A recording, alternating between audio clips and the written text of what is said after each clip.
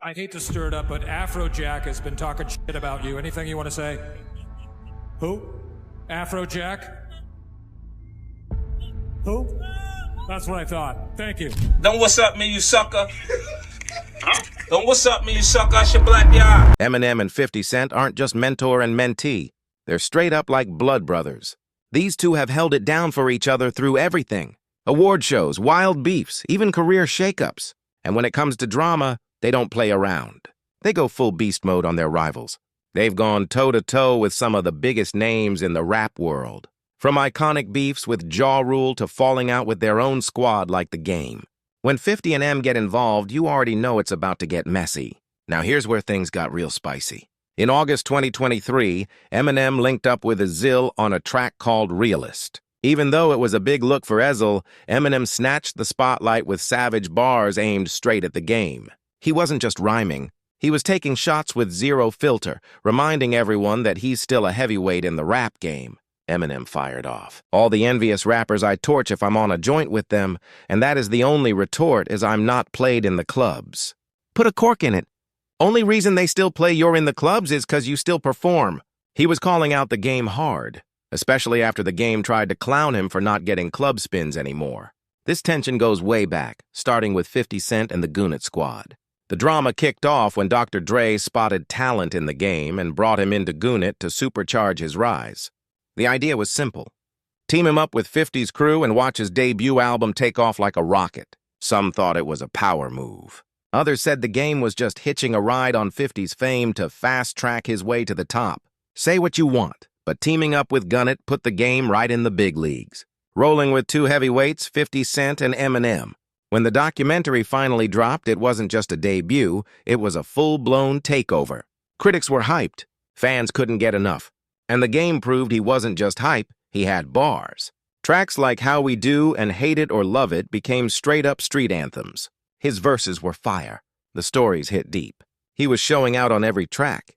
But while everything looked golden on the outside, behind the scenes, the tension was heating up fast. As soon as the documentary started climbing charts, the energy between The Game and 50 Cent shifted. They still smiled for the cameras, but the cracks were showing loud and clear. It all started to unravel during the Hate It or Love It video shoot. Word got out that 50 straight up refused to sit next to The Game in the car. That one move set off a storm of rumors. Was it just ego or something way deeper? Nobody had answers, but fans could feel it. Something was going down. Things went left real quick. Even though the video itself was a hit, the behind-the-scenes heat kept rising. Then 50 dropped a bomb. On a radio interview, he flat out said The Game was out of Goonit. No heads up, no spin. Just cut him off live on the mic. And just like that, it exploded. The Game pulled up to the radio station and chaos erupted. A full-blown fight broke out and shots were fired in the madness. It was straight up wild. After the smoke cleared, both sides tried to cool it down and pretend it wasn't serious, but the damage was already done. In March 2005, the world watched 50 Cent and The Game stand side by side, claiming they were ready to squash the beef and keep it pushing. But that so-called truce, it was over before it even started. After The Game officially cut ties with Goonit, the crew didn't hold back. They came for him hard, calling him disloyal, saying he wasn't really built for the streets and questioning his entire image. But The Game, he wasn't staying quiet. He fired back the way he knew best. Through straight-up lyrical warfare, he dropped 300 bars and running, and it shook the whole rap world. That diss track was ruthless. It didn't just spark a feud, it turned into a full-on lyrical bloodbath. From that moment, 50 and The Game were locked in, dropping track after track, tearing each other apart in front of the whole world. By 2006, The Game tried to switch it up. He started talking about ending the beef, wanting to fix things and make peace. But when trust's been broken like that, it ain't easy to fix. And 50 ice cold. He didn't say a word, didn't acknowledge it, just kept it moving like The Game didn't even exist. The feud went into overdrive. Over 100 diss tracks flew between them. That wasn't just beef, it was war. In 2010, The Game gave it another shot, hitting Twitter to publicly ask 50 to bury the hatchet. But once again, nothing. No reply. 50 didn't flinch. Even with the silence, The Game kept pushing for peace, trying to end the drama once and for all. But instead of a handshake, he got more heat. 50 came back with new tracks, throwing fresh shade and keeping the beef alive. Then in 2012, The Game went big. He launched a whole petition for a Gun It reunion, hoping to bring the crew back together and make things right. But the answer, a solid number. By 2014, Gun made it crystal clear. They hit the Summer Jam stage for their official reunion, and the game was nowhere to be found. That moment said it all. Gun It had moved on, and they weren't turning back. In 2022, just when things looked quiet, 50C fired off more shade, this time clowning the game for posing in a photo with Lloyd Banks. 50 wasn't buying it, calling the move fake love, but the game tried to downplay it, saying the past was behind him and he had no more beef with 50. Seemed like things might actually cool off until they didn't. Out of nowhere, the game lit up a brand new fire, and this time he went after Eminem. He dropped a diss track called The Black Slim Shady, and it wasn't just a jab. It was a full-on attack. He threw shade at M50 Cent and even Dr. Dre, turning up the heat like never before. The game held nothing back. On that track, he went straight savage, taking aim at M's legacy, personal life, and even name-dropping his daughter. The bars were cold. No mercy. It was clear he wasn't just venting. He wanted smoke. The internet lost its mind. Some fans were hyped, saying the game was brave for going at one of the biggest names in the game. They gave him props for dropping bold bars and shaking up the scene, but others they weren't feeling it at all, calling the disc a reach and accusing him of chasing clout to stay in the spotlight. The real reason I wasn't on the Super Bowl is because I'm not a safe artist. So it's just like, he not safe, so they went with the safe. The release had hip-hop fans going at it heavy. Debates broke out, timelines blew up, and everyone was picking sides. Some backed Eminem, standing by his legacy and calling the disc weak. Others rode with the game, saying it took guts to challenge a legend like that. But the question that had everyone talking was, why now? Why come for Eminem after all these years? What really set the game off to go that hard and that personal? The timing had people scratching their heads and waiting to see if M would clap back. A big piece of the puzzle, the Super Bowl 56 halftime show on February 13, 2022. It was a huge win for West Coast rap. Dr. Dre, Snoop Dogg, and Eminem tore down the stage at one of the year's biggest events. But the game completely left out, not even a cameo, and that cut deep. With all his history alongside Dr. Dre and his role in putting LA on the map, being left out of an LA-centered tribute hit different. Word is, behind the scenes, he took it personally. That snub may have been the final straw, the move that pushed him to aim shots at Eminem and reignite the fire. The game didn't keep it to himself either. He hit social media fast. He reposted IG stories that called out the halftime show for ignoring him, especially when it was hyped as a celebration of LA hip-hop. He made it loud and clear he felt like he earned a spot on that stage and was robbed of it. Then he opened up even more on the I Am Athlete podcast. The game didn't hold back. He said getting left off that stage really hurt. He believed it wasn't about his skill. It was about how the industry viewed him. He claimed they thought he was not safe. Too raw, too real for a primetime moment. That hit even harder. In his eyes, his street rep should have been a badge of honor, not a reason to shut him out. He called out the way the game props up clean-cut, safe artists while pushing real ones like him to the sidelines. He wasn't biting his tongue. He wanted the world to know how the system really moves. Then March 2022 hit and the game turned things all the way up. He popped up on Drink Champs with N.O. and DJFN and dropped some serious heat. He said Kanye West had done more for his career recently than Dr. Dre ever did. That line alone had everyone's jaw on the floor. But he wasn't done. The game came out swinging, claiming he was better than Eminem. Straight up. He said he'd take him on in Avera's battle bar for bar. No fear, no filter. He was coming for the crown and daring anyone to stop him. The backlash after Drink Champs was loud, but the game didn't fold for a second. Right after the episode aired, he jumped on Instagram with a video standing 10 toes down on everything he said. No backpedaling, no sugarcoating. He made it clear. He still believed he was lyrically better than Slim Shady. He admitted not everyone was going to see it his way, and that was fine. But in his mind, he had the edge. He even floated the idea of a straight-up rap battle or maybe even a collab to finally settle the score. Whether this beef between him, Eminem, and 50 Cent ever gets squashed, that's still a mystery. But wait, this whole saga's got another twist. Enter Nick Cannon. The Mariah thing, yeah, that's true. Those rumors are true, and I'm not going to deny them. So did you date him? No. Can I just clarify that I did not have a physical relationship with him? I did not have an intimate relationship. I've been with less men than I can, than on one hand. So he's not one of those. Way back in the late 2000s, the hip-hop world started buzzing with rumors that Eminem had some kind of fling with Mariah Carey. Mariah quickly denied it, brushing it off like it never happened. But he wasn't letting it slide. He hinted he had receipts, or at least made it sound like he did. On his track Bagpipes from Baghdad off the Relapse album, Eminem went all the way in. Not just on Mariah, but on her then-husband, Nick Cannon, too. He didn't hold back at all. He rapped, "Mariah, whatever happened to us? Why did we have to break up?" Then came the heat for Nick. Nick Cannon better back the bleep up. "I'm not playing. I want her back, you punk." And he kept swinging. "Nick, you had your fun. I've come to kick you in your sack of junk." It was wild. Straight up disrespectful. And Nick Cannon wasn't about to let it slide. He fired back with legal threats, posting a Tumblr rant since deleted, saying, "I don't know why no one has stood up to you before cutting it off." The whole thing went from petty to personal real quick. And just like that, another messy feud was born. Nick Cannon wasn't just talking.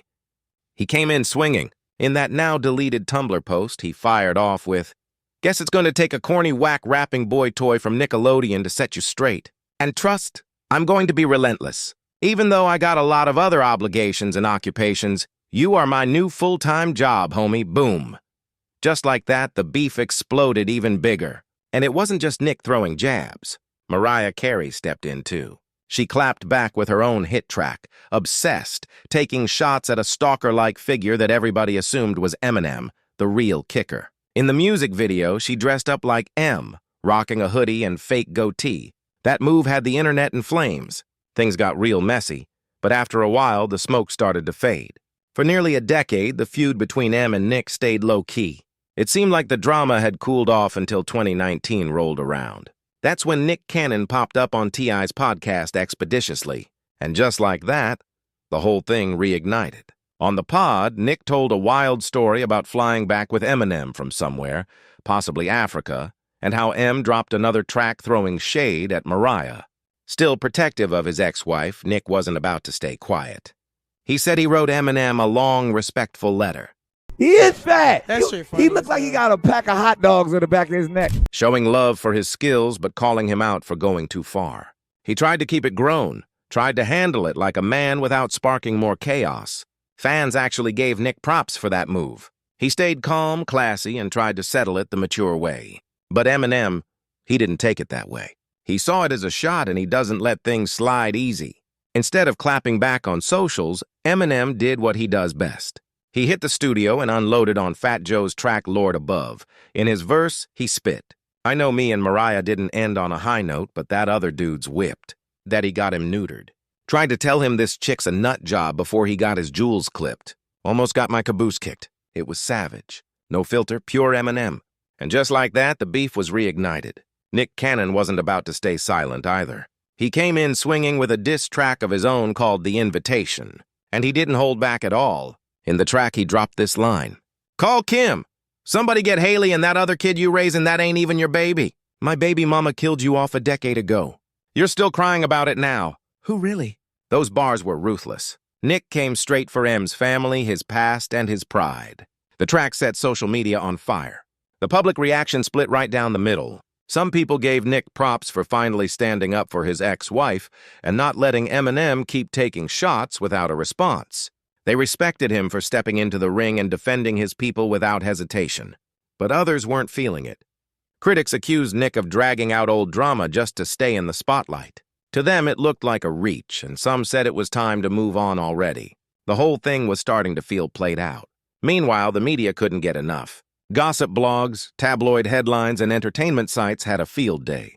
Every line, every disc, every tweet turned into clickbait gold. Fans were locked in, waiting for the next shot, the next wild line, the next viral moment. But in all that noise, there were still folks hoping for peace. Some fans wanted both of them to put the mic down and focus on the music, not the mess. They wanted growth, real maturity, not this never-ending back and forth. Still, the truth was hard to ignore. The feud had outgrown both of them. This wasn't just rap beef anymore. It was a full-blown saga that had taken on a life of its own. Eminem and Nick Cannon went back and forth for a hot minute through diss tracks, interviews, and slick little shots on social media. It wasn't just rap anymore. The drama spilled into every part of their public lives. At one point, Nick even flipped some of M's most controversial old tracks, trying to throw dirt on his legacy and flip the narrative. But lately things seem way calmer, at least on the surface. The non-stop heat between Eminem, 50 Cent, and Cannon has cooled down. No more diss tracks dropping every week. And all three seem focused on new lanes, business moves and life beyond beef. Still, not everybody's buying the pack. Fans and insiders are watching everything like hawks, dissecting every lyric, every post, every interview. They're convinced there's still tension bubbling just under the surface, ready to blow up again with one wrong move. And let's be real, these guys got history. Real personal shots, straight disrespect, and years of wild back and forth. That kind of stuff doesn't just fade away. It leaves marks, and fans can feel it. People are always on edge, waiting for the next sneak disc or shady line to set everything off again. Some folks even think it's deeper than just ego. Is the whole feud real, or are they playing chess, keeping their names hot in the headlines? Could the beef be part of the game? Another hustle to stay trending. Whether it's real, a strategy, or somewhere in between, one thing's for sure, this saga had people glued to the drama.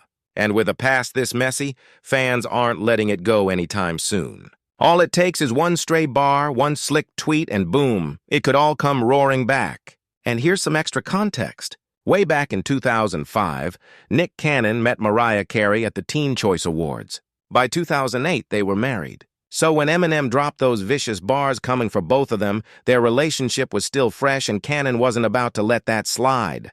That explains why he jumped into full defense mode so fast.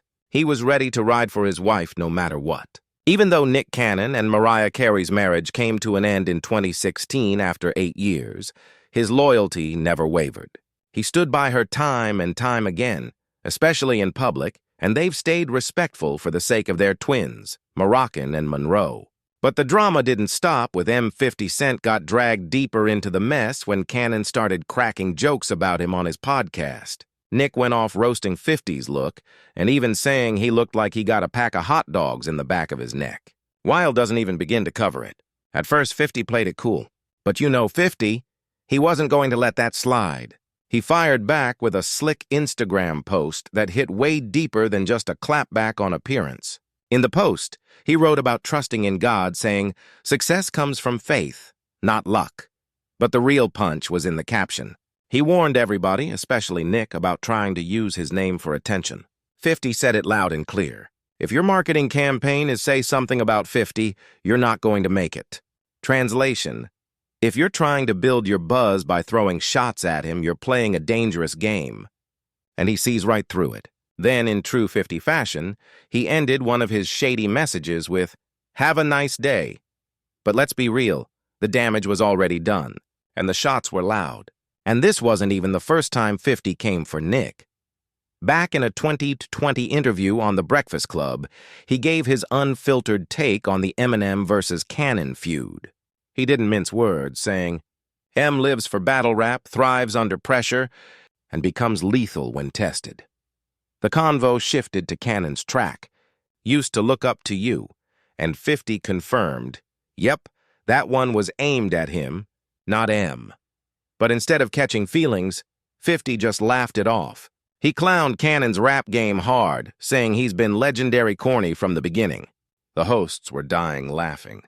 And honestly, 50 didn't hold back at all. He summed it up with a simple, brutal mic drop. "You suck, bro." In a more recent sit-down with Forbes' Brian J. Roberts, 50 Cent decided to keep it playful, but of course still slid in some jabs. While talking about how he regretted buying himself a giant mansion, he cracked a joke aimed straight at Nick Cannon. He said something like, "A smaller house is all I need." But Nick Cannon and his 12 kids, yeah, they probably need a place that size. Classic 50, always sneaking in the shade with a smile. Even though things have seemed quieter between Eminem and Cannon lately, nobody's convinced it's really done. That tension still lingers in the air. And fans know it only takes one bar, one sly joke, one petty post for the whole thing to blow up again.